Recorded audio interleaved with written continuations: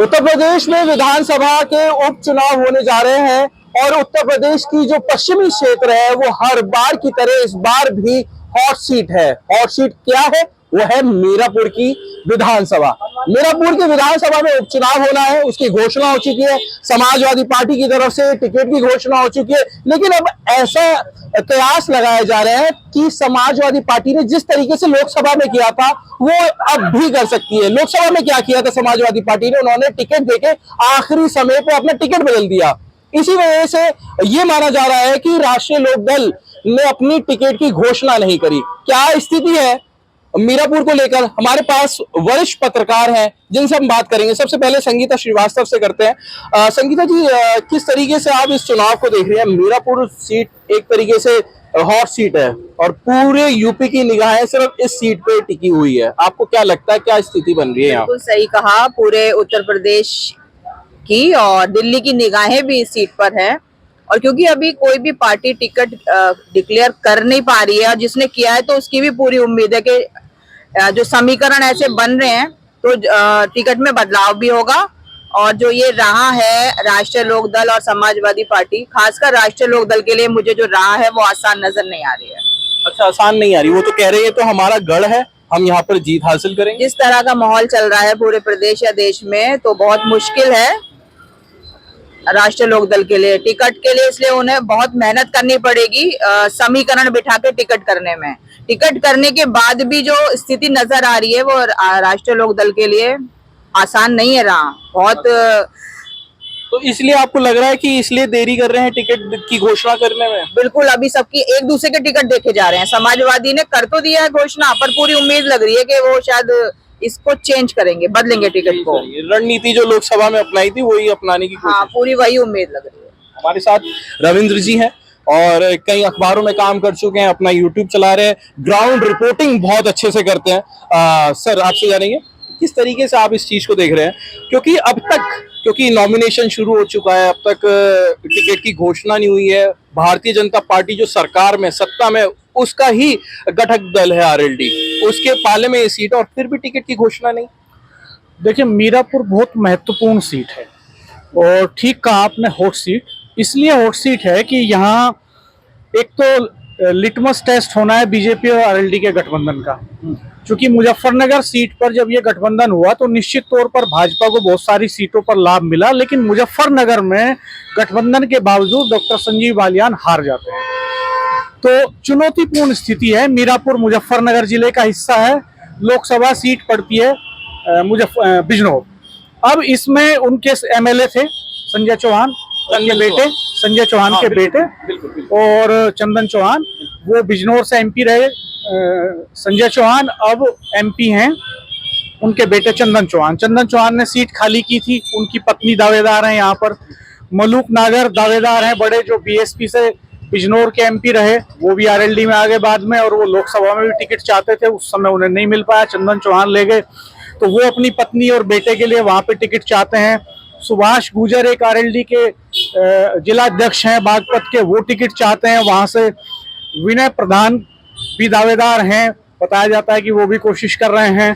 तो गुजरों में सैनी समाज से भी लिंक आ रहा है, काफी लाभ आ रहे हैं। ये मैं आपको बता रहा हूँ कि किस तरह से अंदरूनी स्थिति घमासान वाली है आरएलडी के भीतर। टिकट को लेके सबसे ज्यादा मारामारी आरएलडी में है जी। ये 4-5 गुजर कैंडिडेट्स हैं। इसके अलावा एक फॉर्मूला ये आया कि साहब उधार का कैंडिडेट दे दे बीजेपी। अच्छा, जैसा चुनाव चिन्ह आरएलडी का, चुनाव चिन्ह आरएलडी का, और प्रत्याशी आ जाए बीजेपी से, क्योंकि उनके पास सैनियों में कई कद्दावर नेता हैं। राजपाल सैनी का नाम उभर के सामने आया उसमें। अब लेकिन जो आरएलडी की इंटरनल पॉलिटिक्स है, जो इंटरनल दावेदार हैं, वो अड़के खड़े हुए। उन्होंने कहा कि साहब नई पार्टी भी हमारी होगी और सिंबल भी हमारा होगा। और फिर ये आया कि उनके जो जिलाध्यक्ष हैं, जिलाध्यक्ष रहे हैं अजीत राठी, महासचिव भी हैं, तो वो दावेदारी करके आगे मजबूती से खड़े हो गए और उन्होंने कहा कि साहब हमारा क्लेम है, दंगे के वक्त में जब लोग साथ नहीं खड़े थे आरएलडी के, तब हम मजबूती से खड़े रहे हैं बीजेपी के खिलाफ, मुकदमे झेले, लड़ाइयां लड़ी, तो हमें टिकट चाहिए। तो जाट कैंडिडेट्स ने एक दावा ठोक दिया, गुजर्स ने दावा ठोक दिया, सैनियों का दावा है, और पाल कैंडिडेट्स का भी दावा है। रामनिवास पाल का दावा है, मिथिलेश पाल जो आरएलडी की विधायक रही हैं, पहले ये सीट अब जो मीरापुर है ये पहले मोरना होती थी, तो मोरना से मिथिलेश पाल एमएलए रही। फिर जब ये सीट बनी तो यहाँ से उन्होंने 2 चुनाव आरएलडी के टिकट पे लड़े, लेकिन वो जीत नहीं पाई। तो इंटरनल घमासान आरएलडी के भीतर बड़ा जबरदस्त है, और एक खतरा है आरएलडी के सामने कि अगर वो किसी एक को टिकट देती है तो बाकी नेता साथ खड़े होंगे कि नहीं होंगे, चुनाव में काम करेंगे कि नहीं करेंगे। और इससे भी बड़ा खतरा, दुधारी तलवार आरएलडी के सामने ये है कि चौधरी अजीत सिंह जी ने मुजफ्फरनगर दंगे के बाद वहां दंगे का जो असर था उसको डाइल्यूट करने के लिए भाईचारा कायम करने का नारा दिया, और 2019 में उन्होंने इसकी परवाह नहीं की कि मुझे जीत मिलेगी या हार मिलेगी। वो बागपत से शिफ्ट होकर मुजफ्फरनगर आ गए और संजीव बालियान के सामने दमदारी से लड़े। उन्होंने कहा हार जीत के कोई मायने नहीं है, मैं भाईचारा कायम करने आया हूं। और उसका रिजल्ट ये हुआ कि 2019 में भी 19 के बाद के जितने चुनाव हुए, लोकसभा 24 का हो या फिर जो है विधानसभा चुनाव हो, दोनों में वो सफलता वेस्टर्न यूपी की सीटों पर बीजेपी को नहीं मिली, खास तौर पर मुजफ्फरनगर में, जो 2019 और 14 में मिली थी या उसके पहले के इलेक्शंस में विधानसभा में मिली थी। यहाँ क्या होता है कि वो मुजफ्फरनगर जिले की अधिकांश सीटें हार जाती है बीजेपी। वो खतौली उपचुनाव हार जाते हैं, वो कैराना का उपचुनाव हार जाते हैं आरएलडी की तबस्सुम हसन के सामने, वो मीरापुर सीट हार जाते हैं, वो पुरकाजी हार जाते हैं, वो पंकज मलिक वाली सीट हार जाते हैं, कपिल देव अग्रवाल जीतते हैं। तो अधिकांश सीटें वो लूज कर देते हैं। अब गठबंधन है आरएलडी का बीजेपी के साथ। अब सवाल ये है कि अगर बीजेपी के जो लीडर्स हैं, जिनमें से बहुतों के ऊपर दंगे के दाग भी हैं, मुकदमे भी चल रहे हैं, आरोपी भी हैं, अगर वो इस चुनाव में प्रचार की कमान संभालते हैं तो एक बड़ा खतरा ये पैदा होगा आरएलडी के सामने कि भविष्य में जो मुस्लिम मतदाता है वो हमेशा के लिए छिटक सकता है। तो इसलिए बहुत सोच समझ के कैलकुलेशंस भिड़ा रहे हैं जयंत चौधरी, जल्दबाजी में नहीं है। और मुझे लगता है खतौली की तरह लास्ट मोमेंट में डिसीजन लेंगे, आखिरी वक्त में उनका कैंडिडेट आएगा, ताकि समाजवादी पार्टी को कोई बदलाव करने का मौका ना मिले, बहुजन समाज पार्टी को कोई बदलाव का मौका ना मिले। क्योंकि सुम्बुल राणा को, कादिर राणा के बेटे की जो बहू है, उनको टिकट जरूर दे दिया है, लेकिन अभी भी खतरा बरकरार है उनके टिकट पे। ये कैलकुलेशंस भी हैं कि लास्ट जो संगीता जी कह रही हैं उससे आप वाकिफ रखते हैं? लास्ट मोमेंट में, चूंकि समाजवादी पार्टी पिछले चुनावों में ऐसा करती रही है। मेरठ में कई बार टिकट बदले गए, पहले एक वकील साहब का टिकट हुआ, फिर अतुल प्रधान का टिकट हुआ, फिर जो है योगेश वर्मा का टिकट हुआ। बहुत सारी सीटों पर उन्होंने ऐसे बदलाव किए हैं। तो बड़े नेताओं के लिए ऐसे बदलाव करना जीत के लिए, चूंकि उनकी निगाह, उनका टारगेट जीत है, सीट विन करना है, व्यक्ति नहीं है। व्यक्ति को तो बड़े नेता संतुष्ट कर लेते हैं, बदले में कुछ ना कुछ कहीं ना कहीं एडजस्ट कर। फिर आता हूँ आपके पास। राजेश शर्मा जी हैं, और राजेश शर्मा जी भी पॉलिटिक्स में पूरी रुचि रखते हैं, कई सालों से पत्रकारिता कर रहे हैं, अभी अपना यूट्यूब चैनल चला रहे हैं। राजेश जी, आपको लग रहा है कि दंगे का असर देखने के लिए मिलेगा इस बार भी? देखो, वैसे तो दंगे को 11 साल हो गए। 2013 में चूंकि वो कवाल कांड हुआ था, ये जो मीरापुर विधानसभा है, कवाल उसका एक गांव है। बिल्कुल। और कवाल में चूंकि वो लड़के मलिकपुरा के थे, सचिन और गौरव मामा भांजे, जिनका मर्डर हुआ था, उसके बाद में फिर बहुत बवाल भी हुआ। मुझे लगता है कि ये चुनाव है, बीजेपी वही लेके आ रही है इस चुनाव को। अभी आप देख रहे हो कि एक घटना अभी होती है डासना में घटना होती है ना, उसका रिएक्शन और कई जगह, कई शहरों में फैलता है। एक रिएक्शन अभी बुढ़ाना में इसका हुआ। और आप देखिए कि एक बड़े नेता भाजपा के, जिस लड़के ने आपत्तिजनक टिप्पणी की, उनके घर चले जाते हैं और वहां कहते हैं कि भाई एक्शन पर रिएक्शन हो सकता है। 2 दिन का अल्टीमेटम पुलिस को दिया है। यहाँ मीरापुर, ये जो जितनी 10 विधानसभा सीटें हैं, चुनाव होना है, उपचुनाव, सबसे हॉट सीट मिल्कीपुर थी। बीजेपी को कहीं ना कहीं पता था कि मिल्कीपुर में बहुत ज्यादा, चूंकि अयोध्या 2024 में भाजपा हार चुकी, तो मिल्कीपुर को अभी होल्ड पर डाल दिया। और चुनाव आयोग से कहा कि अभी चुनाव नहीं होगा। कोई उन्होंने दावा किया है कि कोई कोर्ट में मामला है। इस समय पश्चिम उत्तर प्रदेश की सबसे हॉट सीट मीरापुर है। मीरापुर इसलिए भी हॉट है क्योंकि इस समय जयंत चौधरी 2 तरह से घिरे हुए हैं। इधर सपा से घिरे हुए अखिलेश यादव से, और इधर भाजपा ने घेरने का काम किया है। भाजपा के बहुत सारे नेता ऐसे हैं कि वो कहीं ना कहीं रालोद को घेरने के चक्कर में हैं। उन्हें लग रहा है कि अब मैं अगर बात करूं विक्रम सैनी दंगे के आरोपी थे, खतौली से विधायक रहे, वो उनकी विधायक का अयोग्य घोषित हो गई। उनकी पत्नी चुनाव लड़ी और वो खतौली से विधानसभा उपचुनाव हार गए। अब चूंकि उनका गांव जो उनका कवाल गांव है, और वो कवाल गांव मीरापुर विधानसभा में आता है, वो लगातार पहले चिल्लाते रहे कि मुझे रालोद ने हरवाया है। रालोद का तो मदन भैया रालोद के थे, ये मुझे जाटों ने हरवाया है। लगातार खुलेआम बहुत बार उन्होंने प्रेस कॉन्फ्रेंस में कहा। अब चूंकि वो कवाल उनका अपना गांव है और वहाँ विक्रम सैनी बहुत फेमस है।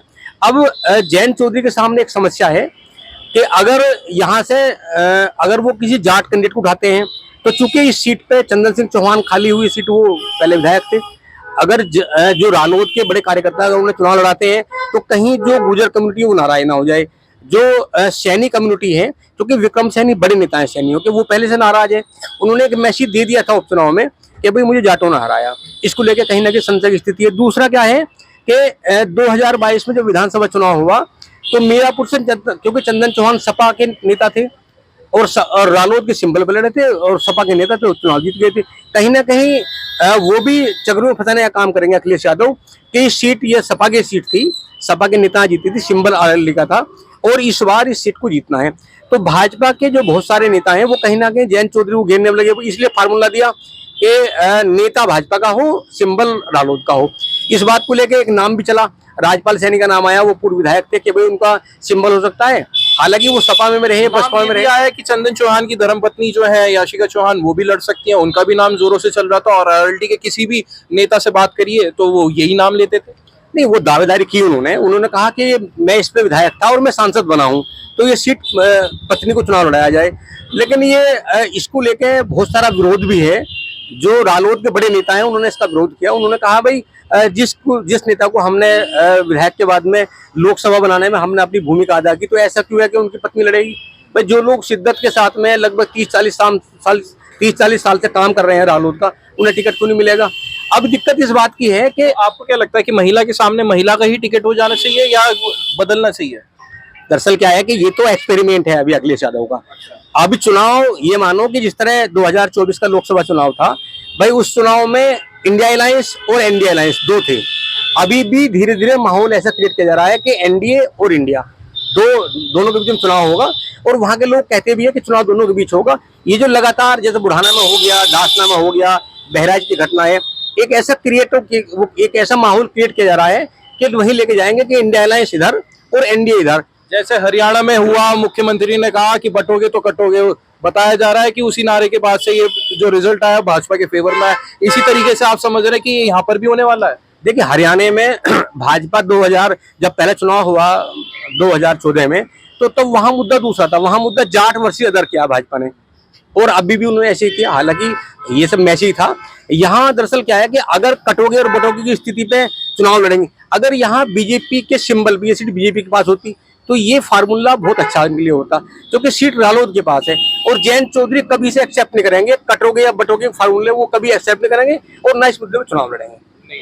संगीता जी आपसे पूछ लेते हैं, क्योंकि गंगा स्नान नजदीक है और भारतीय जनता पार्टी का एक तरीके से वोट, बाकी लोगों से भी बात करके ये पता चल रहा है कि हिंदुओं का ही वोट होता है, तो आपको क्या लगता है कि हिंदू वोटर एक तो पहले ही बहुत कम जाता है और फिर गंगा स्नान भी होगा, क्या भारतीय जनता पार्टी को नुकसान हो सकता है इससे? बिल्कुल थोड़ा नुकसान होगा, क्योंकि जिस स्थिति में चुनाव है उससे पहले गंगा स्नान आने वाला है, तो जो ग्रामीण लोग हैं, ग्रामीण मेला है गंगा स्नान का, तो वो तो एक हफ्ते पहले ही चले जाते हैं, पूरे गांव के गांव खाली हो जाते हैं। तो मुझे लगता है वो वोट को महत्व ना देंगे। हालांकि हमारा अधिकार है वोट डालना, लेकिन मुझे लगता है कि क्योंकि ये पर्व भी बहुत बड़ा है, तो एक हफ्ते पहले चले जाते हैं, तो वोटिंग जो प्रतिशत है वो बहुत प्रभावित करेगा। और ज्यादातर जैसा आपने कहा है कि वो भाजपा का ही वोटर ज्यादा होगा जो गांव छोड़ के पहले गंगा स्नान का पर्व मनाने जाएगा। तो ये भी देखना पड़ेगा। जो भी सारे आकलन करने के बाद टिकट घोषणा करे आरएलडी, ये आप कहना चाहते हैं? बिल्कुल बिल्कुल। और जैसा कि साथियों ने कहा कि जो पहले बवाल हो चुके हैं उनको मतलब लोग याद करेंगे या करवाया जाएगा याद। वोटिंग करते टाइम वो चीजें याद आएंगी और टिकट के टाइम भी आएंगी। तो कहीं ना कहीं जो चुनाव है बहुत महत्वपूर्ण है। मैं कहूंगी कि प्रदेश के साथ देश की भी इस पर नजर बनी हुई है। आप एक बार थोड़ा सा समीकरण समझाएं, मीरापुर विधानसभा में समीकरण किस तरीके से है? क्योंकि 1,20,000 तो बताया जा रहा है मुस्लिम वोट है, जो समाजवादी पार्टी दावा कर रही है कि वो 100% हमारे पे आएगा जितना भी वोट डलेगा। आपको क्या लगता है कि क्या पूरा समीकरण बैठ रहा है? देखिए, अभी स्थिति ये है कि एक कांग्रेस के स्थानीय नेता कल ही जो है पार्टी छोड़ गए हैं, और ये माना जा रहा है कि वो ओवैसी की पार्टी से कैंडिडेट हो सकते हैं। तो अभी ओवैसी की पार्टी का कैंडिडेट आना बाकी है। बीएसपी ने एक मुस्लिम कैंडिडेट हैं शाह नजर, जो वहाँ प्रभारी बनाए थे, उन्हीं का टिकट फाइनल कर दिया है। और अभी जो है आज़ाद समाज पार्टी भी घोषित कर चुकी है। तो ये जो सारे मुस्लिम कैंडिडेट्स हैं, ये कहीं ना कहीं वोटों का डिवीजन तो होगा, व्यक्तिगत प्रभाव होता है हर आदमी का, वो बहुत ज़्यादा नहीं करेगा, थोड़ा थोड़ा तो करेगा कहीं ना कहीं, तो ये एक फैक्टर होता है। हालांकि कादिर राणा के जो परिवार है वो बड़ा परिवार है, वो पॉलिटिक्स में कादिर राणा पुराने हैं, वो मीरापुर से एमएलए रहे, वो एमपी रहे मुजफ्फरनगर से, उनके भाई नूर सलीम राणा चरथावल से एमएलए रहे, इसके अलावा शाहनवाज राणा जो है वो एमएलए रहे, उनके भतीजे, और उनकी पत्नी जो है शाहनवाज की वो जिला पंचायत की अध्यक्ष रही। तो पुराना पॉलिटिकल परिवार है, वो एक बड़ा हिस्सा तो ले जाएगा मुस्लिम वोटर्स का, लेकिन उनकी चुनौती ये होगी कि वो प्लस में कहां से लेकर के आए वो, ये डिपेंड करेगा आरएलडी के टिकट पे। अगर आरएलडी का टिकट, मतलब मेन फाइट तो वहाँ बीएसपी में और आरएलडी में होने वाली है। अब इस पे डिपेंड करेगा कि आरएलडी अपने वोट बैंक को, बड़ा वोट बैंक आज की तारीख में आरएलडी और बीजेपी का है, लेकिन आरएलडी और बीजेपी के बीच में रिश्ते कैसे रहते हैं, दोनों के नेता कितने कोऑर्डिनेशन से काम करते हैं, टिकट किस कास्ट के लीडर का होता है, ये महत्वपूर्ण फैक्टर होगा। इसी से डिवीजन तय होगा कि किस तरफ शिफ्टिंग होगी। बड़ी महत्वपूर्ण बात आपने बोली यहाँ पर। आपने कहा कि कादिर राणा बड़ा परिवार है, पूर्व में एमपी भी रहे हैं, एमएलए भी रहे हैं, बड़ा परिवार है, लेकिन मलूक नागर भी आ जाते हैं उधर आरएलडी की तरफ। तो क्या आपको लग रहा है कि ये बड़े नाम आमने सामने जब हो जाते हैं तो कहीं ना कहीं वेटेज दूसरी पार्टी को भी उतना ही मिलता है? देखिए, ये तो क्लियर है मीरापुर में कि चुनाव तो जो मेंबर ऑफ पार्लियामेंट का चुनाव हुआ 2024 में उसी तरह का होना है, इंडिया अलायंस और एनडीए अलायंस।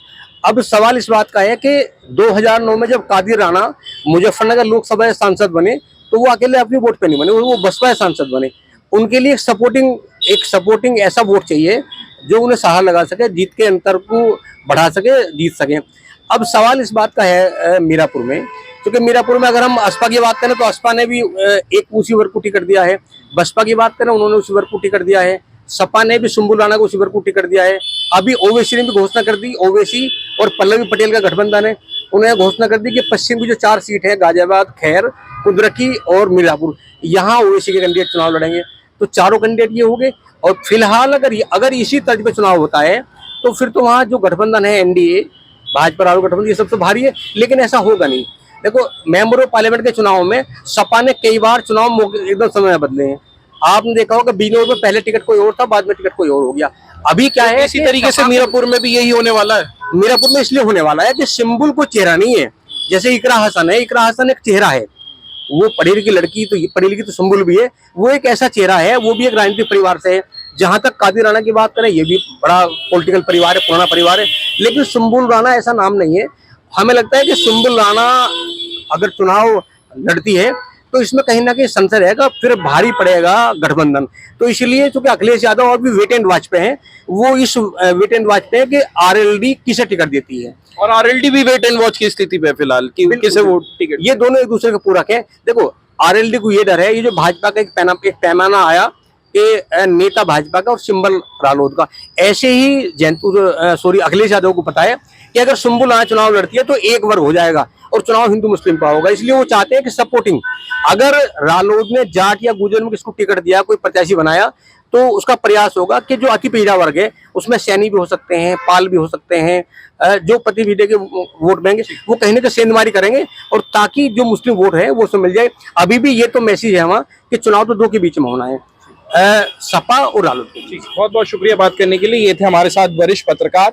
जिस समय हमने ये चर्चा की है तब तक आरएलडी का टिकट घोषित नहीं हुआ है, और इसी की चर्चाओं में ये कयास लगाए जा रहे हैं कि दोनों पार्टी जिनके बीच चुनाव का जो पूरा शंखनाद होना है, जिनके बीच मुकाबला है मीरापुर विधानसभा सीट पर, वो आरएलडी और समाजवादी पार्टी है, और दोनों ही पार्टी अभी वेट एंड वॉच की स्थिति पर है। हालांकि समाजवादी पार्टी ने अपना टिकट घोषित कर दिया, लेकिन अभी आरएलडी ने टिकट घोषित नहीं किया है। जब तक हम ये चर्चा कर रहे हैं तब तक घोषणा नहीं हुई है। लेकिन महत्वपूर्ण बात यह है, आरएलडी के लिए इस सीट पर लिटमस टेस्ट वाली स्थिति है, जो भारतीय जनता पार्टी से उनके रिश्तों के बारे में क्लियर करेंगे, और यही चुनौती समाजवादी पार्टी के साथ भी है, क्योंकि आरएलडी जो पिछले चुनाव में उनके साथ थी, अब भारतीय जनता पार्टी का दामन थामे हुए है। ये वक्त बताएगा कि किसकी जीत हो और किसका पलड़ा ज्यादा भारी रहता है। अनमोल शर्मा, टीवी 9 उत्तर प्रदेश, मेरठ।